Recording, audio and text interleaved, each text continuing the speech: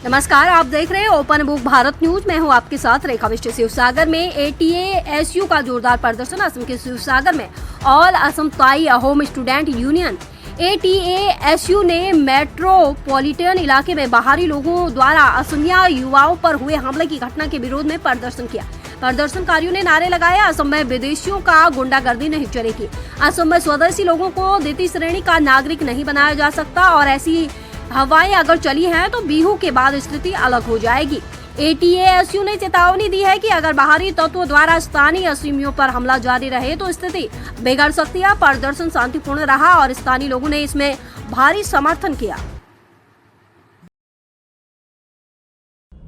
অসমৰ পৰিৱেশ আৰু পৰিস্থিতি বেলেগ হৈছে, তাকে লৈ অসমীয়া ৰাইজ উদ্বেগত আছে, অসমীয়া ৰাইজ চিন্তিত হৈ আছে।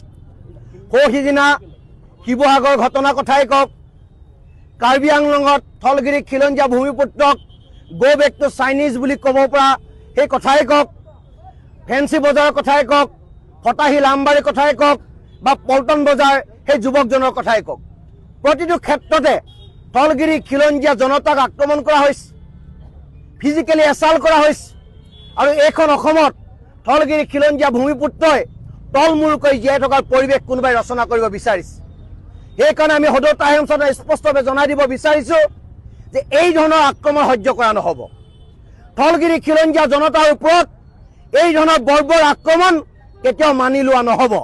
আমি থলগিৰি খিলঞ্জীয়া ভূমিপুত্ৰ, এইখন অসম আমাৰ অসম, এইখন অসম স্বাভিমানী খিলঞ্জীয়া ৰাইজৰ অসম। এইখন